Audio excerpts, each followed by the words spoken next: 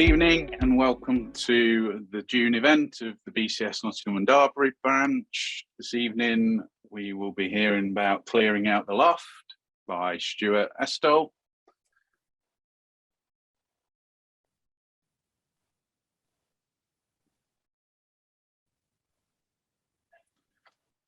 Some etiquette before we begin. If you could add your questions to the chat panel, and then we will read them out to Stuart at the end, and hopefully we'll have lots of time to get through all of those.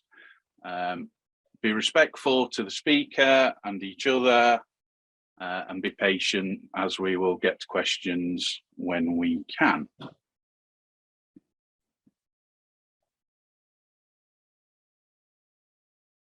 If you could complete our questionnaire, this is kept in branch and allows us to collect demographic information to ensure that the events we are running cater for everybody and is all inclusive.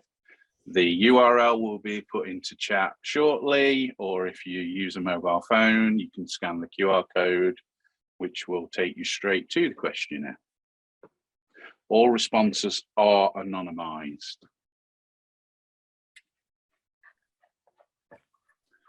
Some information about the group, who we are, our future events and past recordings of events is available on our website. The URL is at the bottom of the screen, or alternatively, you can use the QR code. This is where you'll find links to our future events, so you can register. We are currently looking at our autumn programme, where details will appear on our website.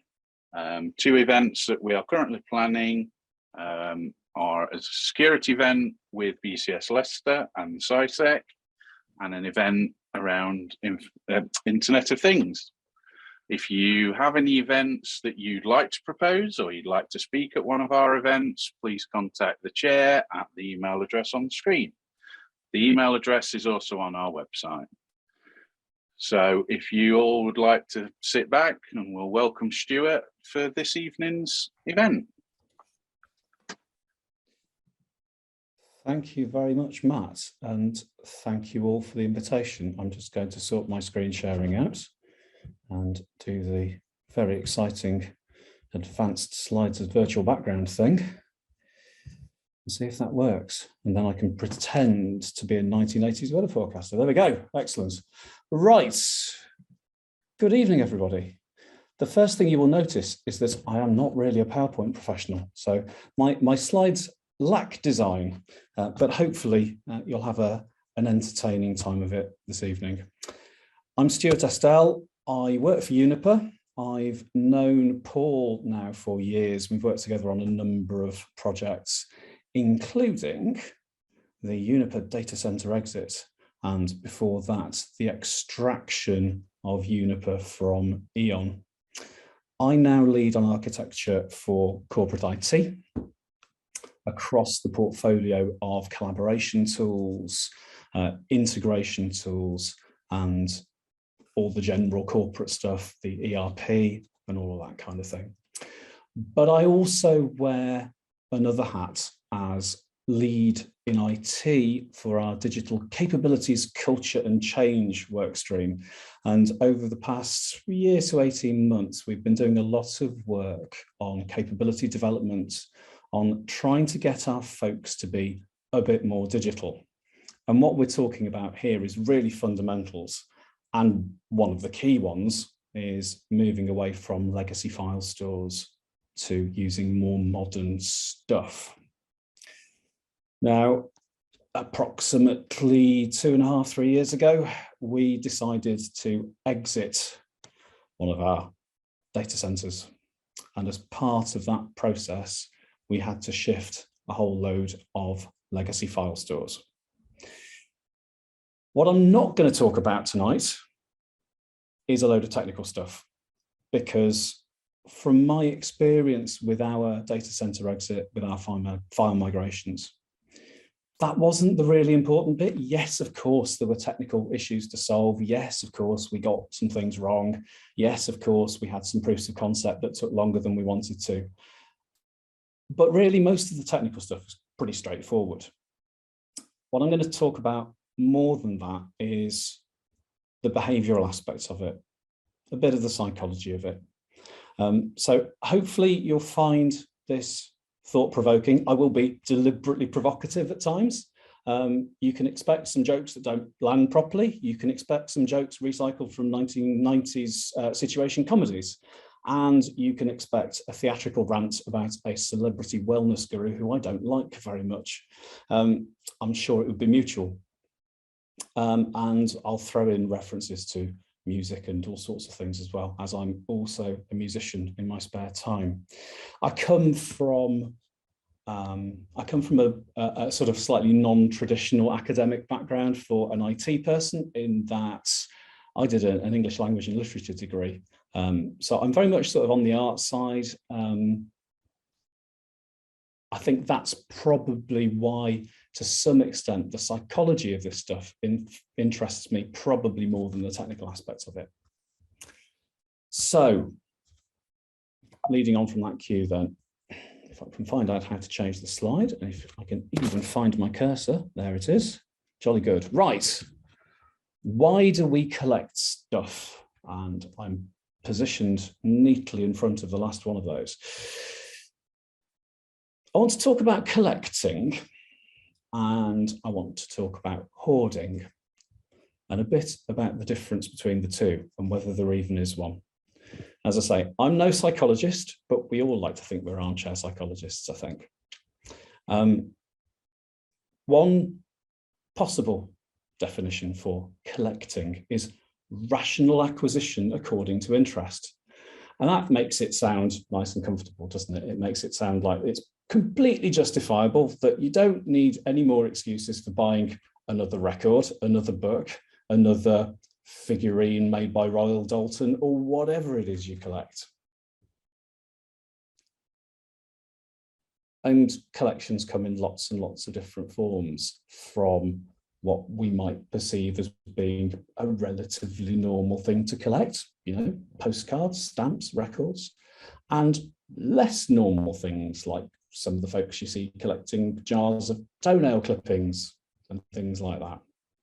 So where does rational acquisition end and hoarding start? In reality, I think the conscious behaviour is always motivated by the unconscious. There's always something underpinning our actions, some motivation, some form or experience. With music, it's pretty obvious. I think that often collecting records comes from like a sense of shared identity with your peers early on. You know, you collect the records that represent your identity when you're in your teens. Probably quite different these days. I know kids these days tend to listen to playlists more than they do artists. You might collect things that have happy associations. For example, I used to have 2 greenhouses full of desert plants, cacti, succulents, all that sort of stuff. And looking back, some of that I think was due to the fact that, you know, it was one of the first things that my mum gave me as a sort of as my own interest when I was a small child, was a small cactus. I looked after it, I grew it, I accumulated a small collection. Then as an adult, I accumulated a massive selection. And then there's the sort of nesting or psychological space angle of this, giving yourself a safe space by collecting stuff. If you like, building a metaphorical fortress with your stuff. Could be anything. But I think a lot of collectors, in my experience, have that kind of feeling of, when they're with their collection, it's a peaceful place for them. It's a safe psychological space. And then there's other reasons for collecting stuff, aren't there? And we saw that with the start of the COVID-19 pandemic, when people started stockpiling toilet paper and tomato ketchup, tin tomatoes it was, wasn't it? And pasta. And the joke I liked very much at the time was the one that said, you know, in Sainsbury's, we're limiting to 1 packet of pasta, 2 cans of tinned tomatoes, 1 packet of toilet rolls. In Waitrose, it's 2 cans of tomatoes, 2 bags of pasta. In Aldi, it's a spot welder and a scuba kit.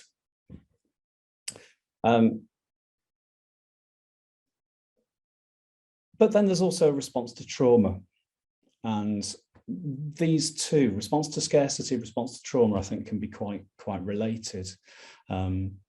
If you are old enough to either have parents who lived through the war or who were brought up not long after the war when rationing was still in play, got an interesting relationship with food, some of them, haven't they? There's that kind of feeder instinct, there's that stocking up, always having the pantry stocked with food.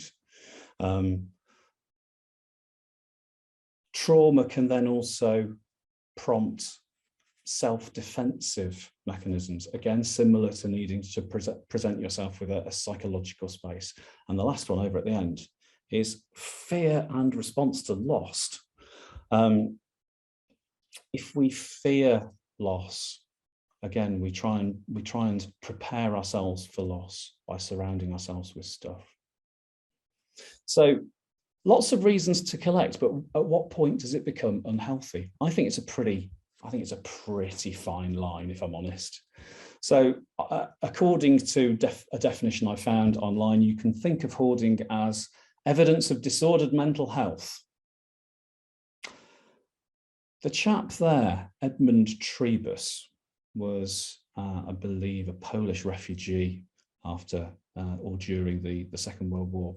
Not entirely sure of his history, but he became famous in the early 2000s after lengthy disputes with his North London council, because he filled his house full of rubbish. To start with, I believe it started with him being an enormous fan of Elvis Presley. So, you know, like many collectors who are super fans of an artist, he first of all gathered every different pressing of Elvis records he could find, and you know, it just didn't stop there. And by the time he was in his 80s, he was living in this tiny section of what had been his kitchen, because the rest of the house was too full of rubbish for him to move.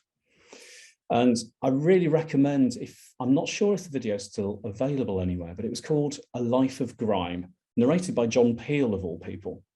And I vividly remember the scene of Onpremises talking to the interviewer in his garden, like a sort of chest freezer, full to the gunnels of bags of broken biscuits, of all things, like phenomenal quantities of broken biscuits.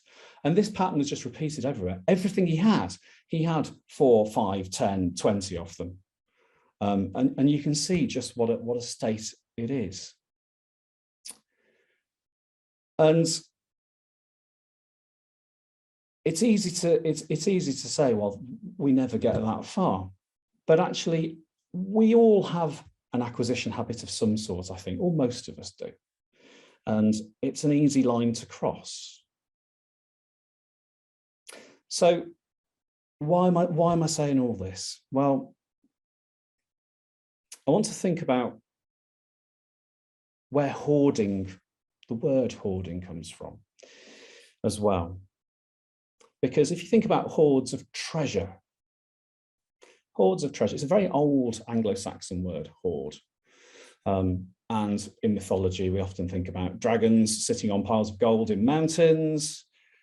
But what is treasure? How do you define it? Is it something that has financial value? Is it something that has sentimental value or totemic value, emotional or capital? Or is it something that we can't get rid of? And most myths that have some sort of beast guarding a hoard of treasure in a mountain,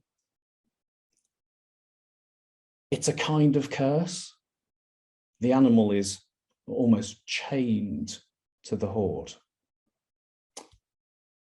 Strong pulls.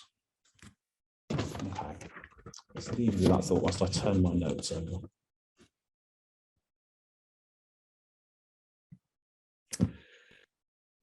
So if we want to think about emptying out our metaphorical loft of stuff when we do a file services migration, what have we got?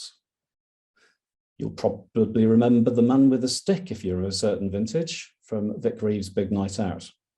And thinking about lofts, it reminded me of this Stevie Smith poem on the right here. That's all there is. It is literally just those 9 words. And Stevie Smith was a fairly eccentric poet, it's fair to say. And she made her own illustrations and chose the illustrations that went with her poems in the printed work. So aloft, in the loft sits Croft, he is soft. It's an interesting choice of image because there's only one box and that loft to me looks suspiciously tidy. So either we're in a situation here where we're in denial and all of the stuff that's really in a mess is off scene, off camera, unless that's not Croft and it's a distraction tactic and Croft is elsewhere, completely surrounded by junk. And why is he soft? Is that soft in the Midland sense? Soft in the head? Because he hasn't tidied up? Where is Croft? At least we can say with some degree of confidence that Croft's eponymous poem isn't going to take up much room on a network drive. The Lady of Shalott, it ain't. I want to talk about some of the different types of stuff and relate those different types of stuff to the kinds of things we might have on our network drives, and then think about why it might be difficult for people to get rid of them. So here's our celebrity wellness guru, who I do not like. This is Marie Kondo. And for those of you who aren't familiar with her, she published a book called The Life-Changing Magic of Tidying Up. She is a self-styled tidying expert, he said witheringly. Her second book was called Spark Joy. And apart from the fact that I'm always deeply suspicious of anybody that wants me to be sort of deliberately joyful, who wants sort of forced jollity, I immediately have my kind of nonsense radar pricked by the idea that anything is magic. But she's made an she's made an industry out of sparking joy. So there she is, sparking joy with her empty notebook, void of ideas because it's so tidy, with her perfect posture, in a hermit cell with bare laminated walls.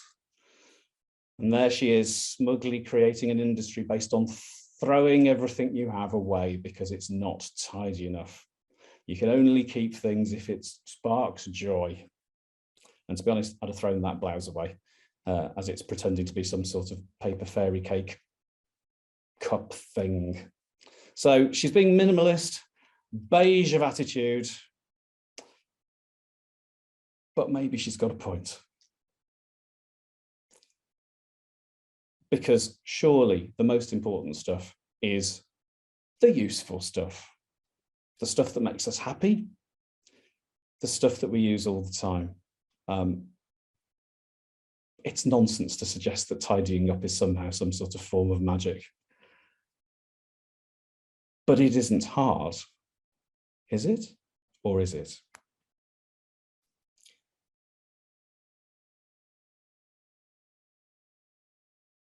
When we talk about a lack of time, I'm never always convinced that a lack of time is the real reason we don't tidy up. I think we just tend towards mess. And one of the useful things that was said to me when I really embarked on the part of my career that I've spent in architecture and strategy, was the idea that it's all very well having a grand vision and a marvelous 5 to 10 year strategy. But in reality, if you finish 4 or 5 years down the line and there's a bit less mess, you've done well. So, category 1, the useful stuff, the stuff we use all the time, the working documents, the stuff we refer to all the time, or the folders where there's significant file exchange, significant daily activity. Category number 2, the stuff we use less often, but which is still useful. So this might be, unless you've switched over fully to streaming, which I haven't, I'm, as you might imagine, a bit of a vinyl collector, and I also like physical books, though I do like Kindle, I must admit.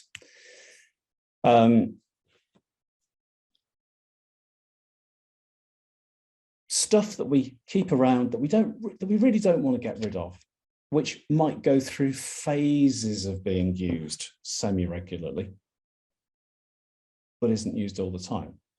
So I might not listen to the first few Pink Floyd albums constantly, but I wouldn't want to get rid of them. I did get rid of all my Bob Dylan albums, which I now regret. The same's true of books. We hang on to books that we think we're going to read. Some of the time we hang on to all the books we've read. And you can view a library as a bit of a kind of your own sort of intellectual history. In the corporate world, we might think of this as being things like reference documents, policies, the things that are updated once in a blue moon, the things that you have to refer to, the things that are still pretty important to you. The digitalized diagrams from when a power plant was built in our case, the stuff that sits around in the library at the bottom of the engineering academy. So that's the stuff that Marie Kondo would already have had us get rid of course, but you know, I'll let that go.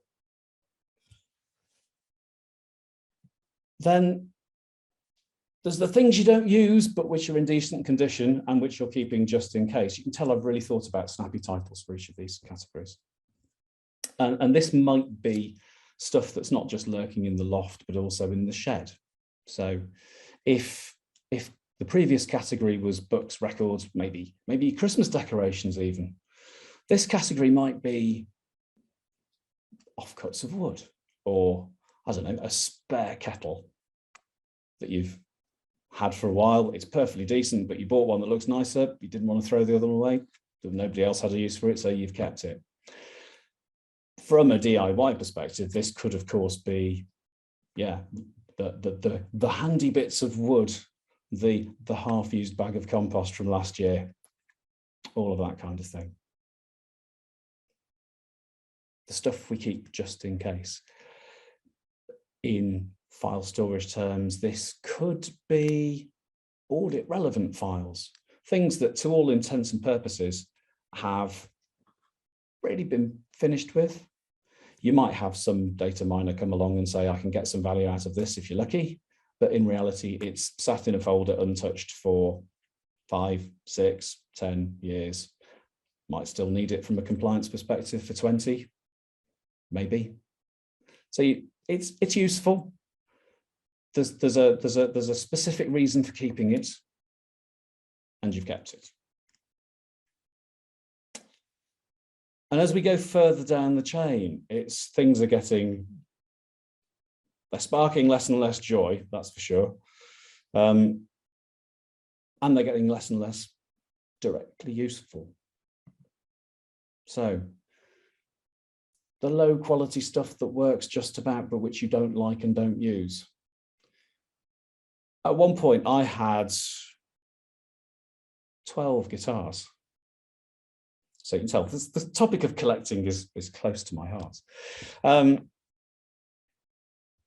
Yeah, I had 12 guitars, and most of them were not very good. They weren't as in as poor a shape as this one on the screen here, and they weren't pretending to be vintage either. But they weren't very good.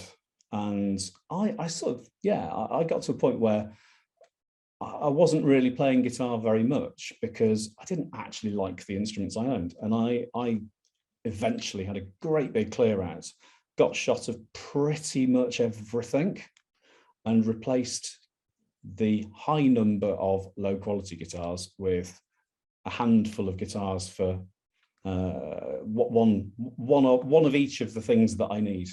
And unsurprisingly, as a result, I play guitar much more again these days. But yeah, the stuff that we don't like and don't use, maybe a bit harder to apply an analogy to this one in corporate life. But I think of this as being the kind of stuff that has no further relevance, even from an audit perspective, but might just have some historical context that's relevant at some point. You know, it's kind of, you think, well, you might have it around, it's eating up space, but it's not eating up that much space. We might as well keep it. There's no point getting rid of it. Again, Marie Kondo would have gotten rid of it probably 10 years previously. And then there's the stuff that is broken and that you might fix one day. That's the innards of an Anglo concertina, which is another instrument I play, like the sort of hexagonal squeeze box things. And they are fabulously complicated. I went through a spell where I decided it would be fun to learn how to restore them. It was fun to learn how to restore them, both literally and also with inverted commas around it, because actually it was really hard work. I did, and I'm still proud of this to this day, I did actually get one that was unplayable, working and playable, replaced all of the pads, the sort of white things you can see here, got the springs going properly, tuned it, patched the bellows up. Took me ages. Being a collector, I bought some more on eBay that were broken. Did I ever fix them? Did I? Hell, I ended up selling them on. So yeah, broken stuff, old code bases for applications that nobody uses anymore, or maybe they've even been decommissioned. There is no sense in keeping this stuff, but we do. Maybe we keep it because we were one of the original developers. I know that not so long ago, it's probably been decommissioned now. I'm not sure. I've lost touch with the people who were looking after it, but one of the first applications I put in back at PowerGen before Eon bought us was a room booking system, and that was still in use 18 odd years later when we separated off to become Uniper. So the broken stuff, the stuff that doesn't work. And then finally, obsolete stuff you've forgotten about or can't identify. What does that do? When we did our data center exit, alongside the file migrations, we had to migrate the backups, the tape backups as well. And yeah, Paul may have recounted this story already, but it bears repeating. Because of interesting aspects of our service definition, and admittedly because of some lack of monitoring on our side whilst we were at Eon, let's just say that some of the information about some of the backups was pretty incomplete. When we finally did that exit from the shared data center, which we still shared with Eon, we had a load of backups and we didn't know what on earth some of them were. Could we delete it? Oh, we didn't know. So you come across a whole load of stuff where you don't know what it is. What do you do with that? So that's been a long preamble, but with good reason, because I think one of the most important things that you're going to encounter if you do a large scale file service migration Yes, you'll encounter technical challenges, but my goodness, you'll encounter emotional challenges, territorial challenges, behavioural challenges. People make mess. Order becomes disorder over time. We try to impose structure. We try to impose things which will help with memory. And that's not always easy. We put things in boxes, folders. We might label volumes on our filers. We might try and make some sense of our clutter. But the chances are we're going to have to take a good deal of it to our next house.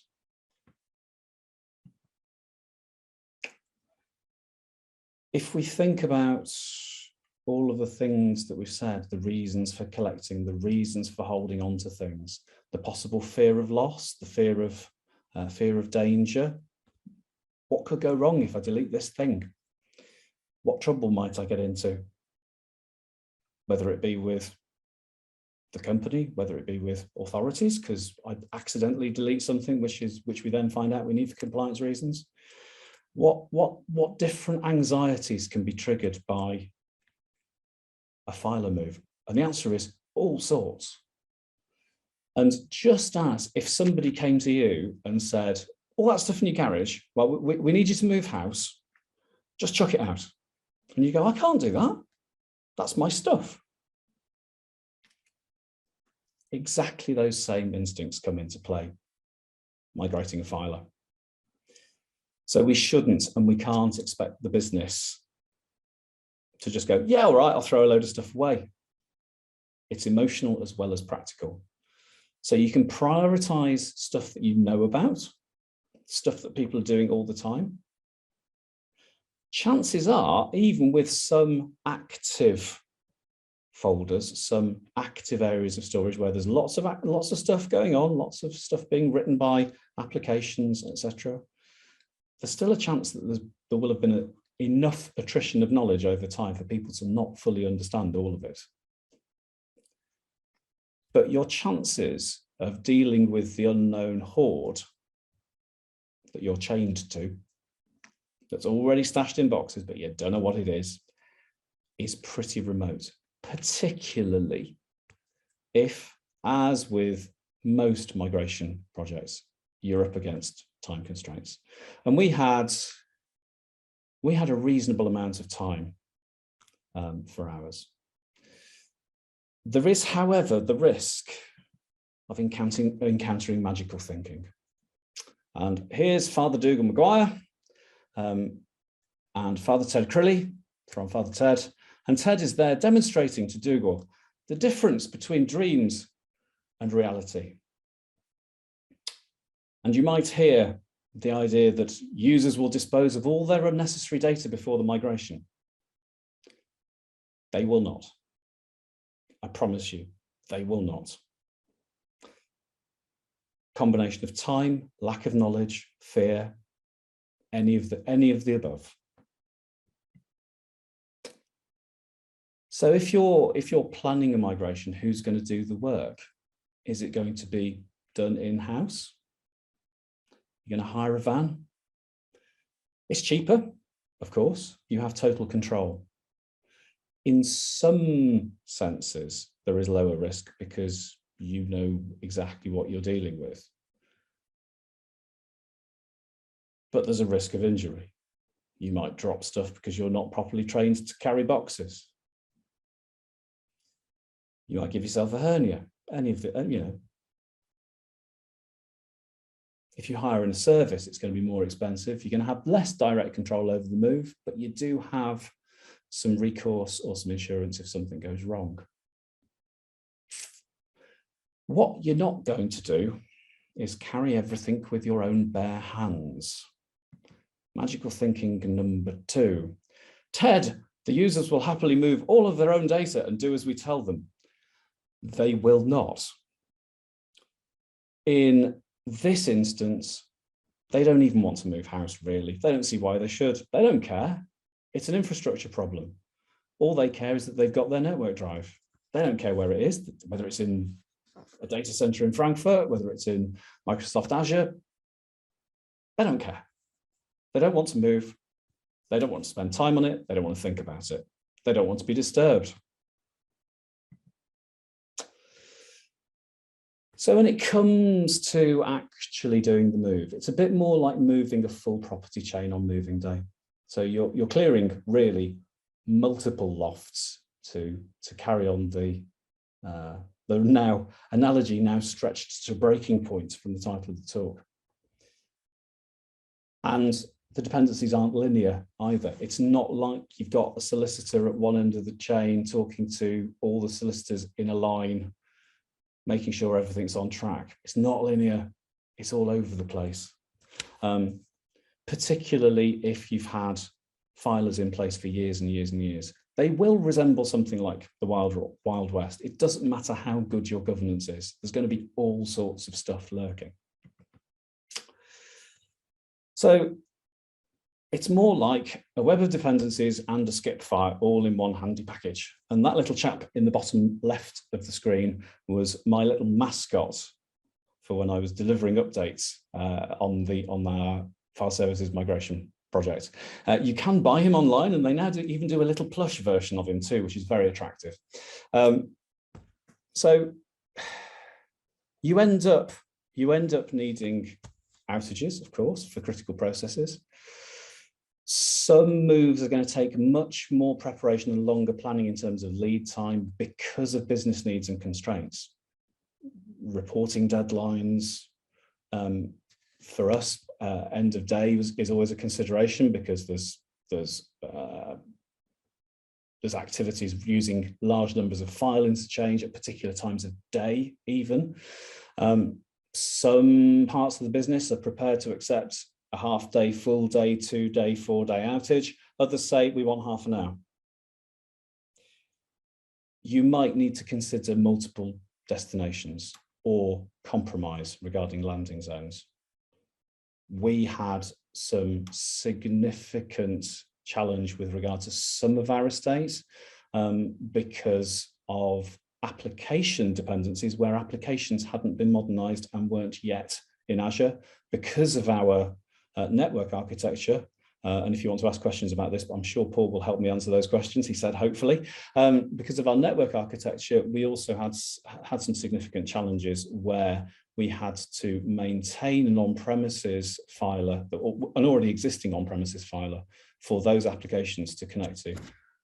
Splitting a volume so that some of the volume went to a cloud solution, some of it went on premises. People will complain bitterly. It is a fact, I believe. It's a belief then. It's a strong belief. Things will go wrong. And as I say, it's worth remembering from a sort of user-centric perspective. It's worth remembering. They don't want to move house. They don't see why they should. And who can blame them?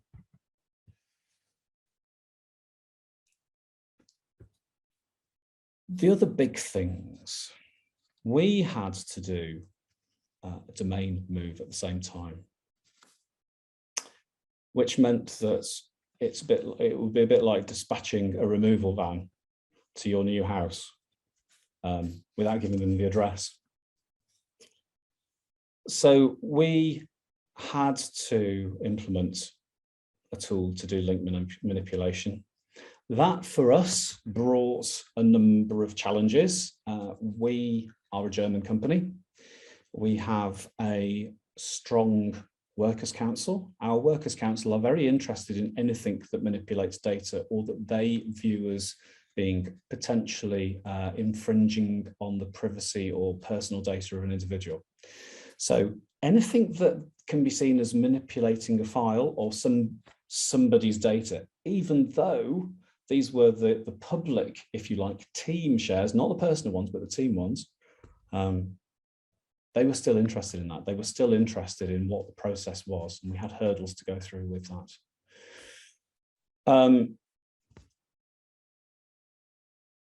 Can you put it all in your modern storage, SharePoint Online, something similar? Can applications cope with a changed protocol? Does all of your file services need to be centrally managed or not? How much shadow IT have you got? We've got loads, and I'm sure everybody has. We have a particularly strong presence with, I was about to call them sophisticated, complicated macros, very complicated macros, which have been, some of them have been in use for upwards of 10 years. And as is the way of these things, they have evolved and gone through many different pairs of hands. So how will those still work? We had speed issues with that, but it's a consideration, because your enterprise architecture management might tell you that you've dealt with all of your dependencies. I guarantee you won't have done. But then you encounter the other side where, of course, there are genuine concerns of things that won't work because there's been a change in speed of access or protocol or something. But you may find yourself encountering individuals who just don't want to move and may introduce specious arguments for not doing what you want them to do. I will refer back to a story from way back in PowerGen days, actually, which is relevant, not because it was a file migration, but because it was a completely invented scenario where we had implemented then a Lotus Notes intranet, and we being the corporate center IT in the UK, and our friends in retail refused to adopt the corporate intranet because they got their own, and they kept raising concerns about performance, about speed. All the JavaScript slowing down people's machines, it's slowing the agents down. It was only about 3 or 4 years later that one of the guys with whom we were in constant dialogue about that finally admitted that actually they've been making it up all along. So the aftermath, once you've solved the issues,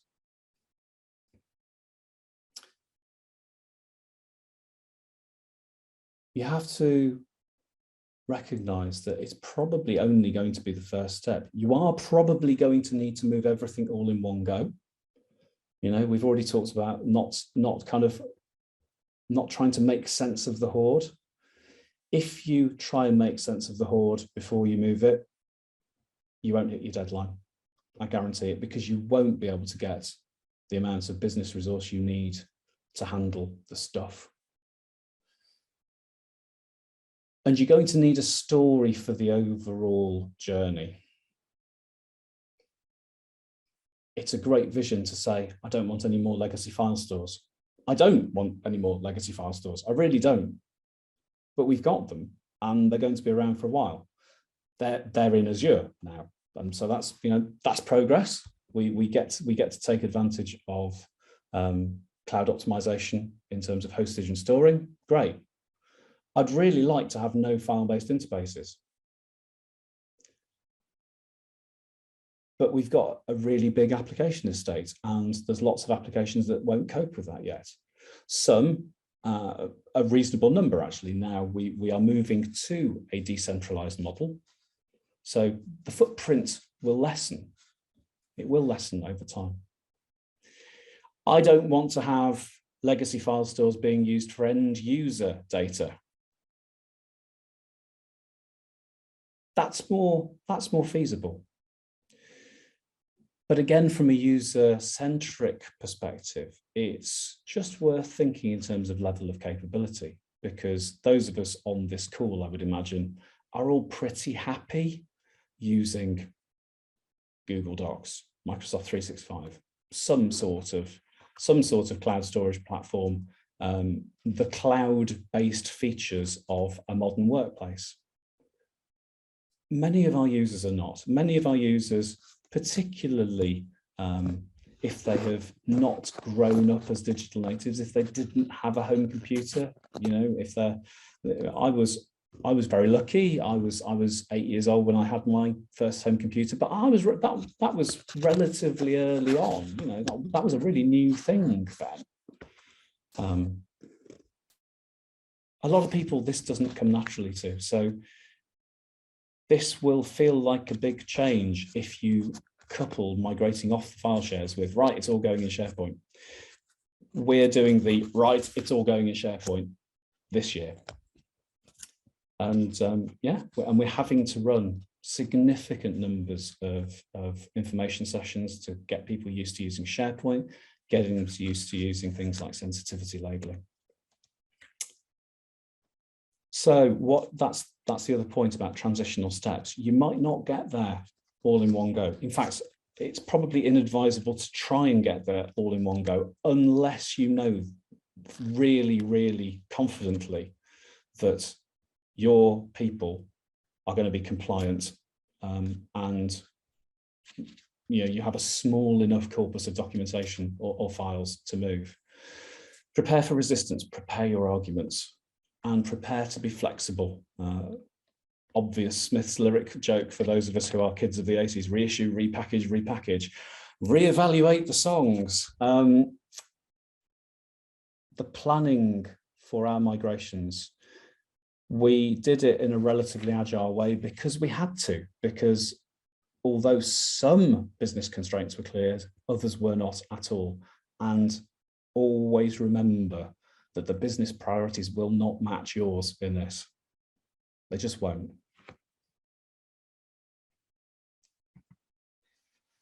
So brace yourselves for a long journey if you're going to try this, if you need to do this. Aim for a steady reduction of the Wild West. If you're going to start to try to reduce the mess by introducing more use of managed metadata, getting people better equipped with security technology, getting a better usage of archiving, tiered storage, it's going to be hard work if you're at a low level of maturity. And really, if you try and do that all at the same time, it'll kill you. If somebody in your team latches onto buzzwords, try and kill them. A particular favourite for us was one of our number going around talking about automized taxonomization, which was not that helpful. So you will still have mess, but you might end up with slightly better ordered mess, ready for the next skip fire. Always think of the psychology of it. Think about how attached people get to stuff. Think about the emotional dimensions of it, because I promise you those are some of the most important things of this. I'm up to time. Thank you very much for listening, and I'm more than happy now to take some questions. Thank you, Stuart. We've had a few questions. I will read the ones to you, so obviously you can focus on the answering. What was the most difficult or enforced decision did you have to make?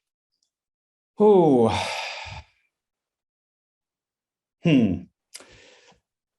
that's a good question. I'm not sure of the answer to it.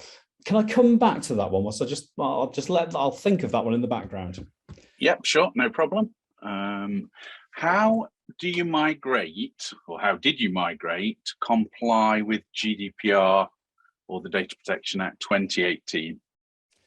So what we did was we got our data protection people involved, and we ran our process by them. So we had we worked closely with our suppliers. They only made use of staff within Europe. We acted according to our levels of security classification at all times, but basically we got the process signed off by data protection.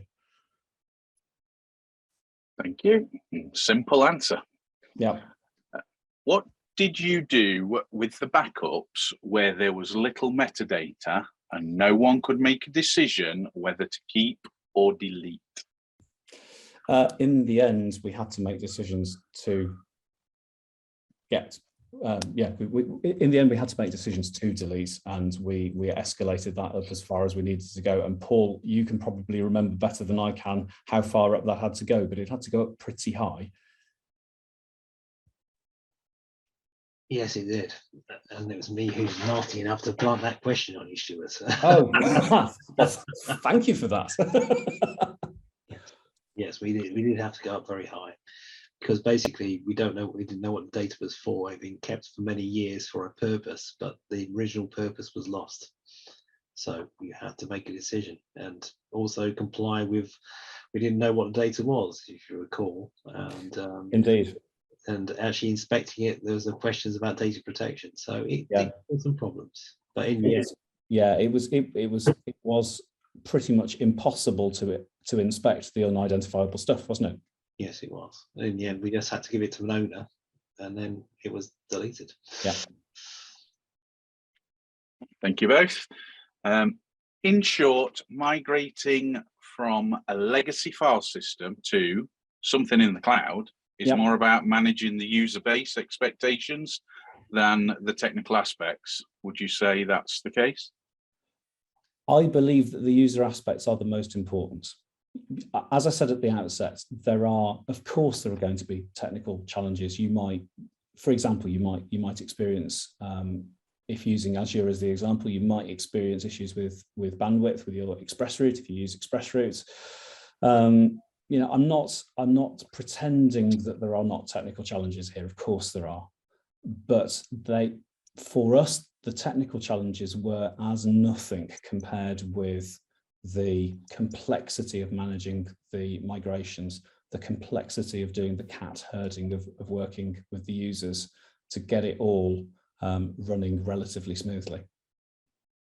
Okay, thank you.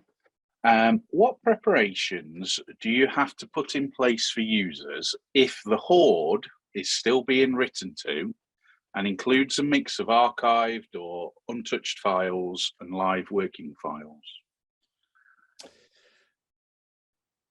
What we did was work according to whatever was the most active in an area of the relevant volume. So even if there was a chunk of a volume which was archive stuff, we had to treat the whole volume as though it was active. So we used was it Snap Mirror, Paul? I think. Yeah, we used the NetApp Snap Mirror technology to copy, which does it on a volume by volume basis. So there's no lower level of granularity than that because it's effectively a bitwise copy. So we had to treat it as though it was just the most active data. So if there was a load of archive stuff, that wasn't really relevant.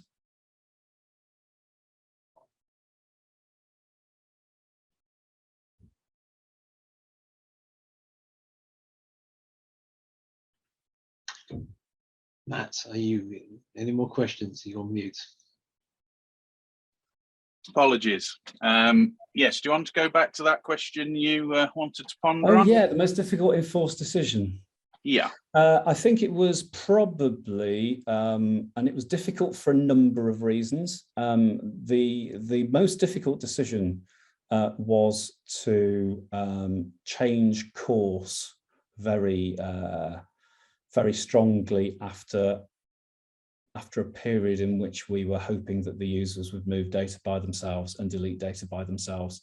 That was quite a challenging job of persuasion for us, that we needed to essentially put a migration project in place and that it simply wasn't going to work if we let the users do it. That was pretty challenging. So I think an awareness of what your users will and won't do is really valuable. I think we had a challenging time of managing that. Yeah. I think the other one you had that was difficult was the management edict, that the users would just comply and move and delete their data. Well, yeah, exactly. That's what I was talking about. So the other thing that I think can be challenging, and certainly was challenging for us, was the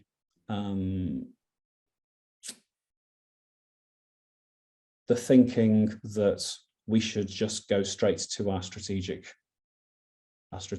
position, the position of everything should just go to the cloud, as in cloud native document management. It's all going to SharePoint, and arguing that no, we really did need some legacy filers was also difficult. And it was difficult to reach a position whereby that decision would be accepted. And we had to get a very strong argument in place to achieve that. Thank you.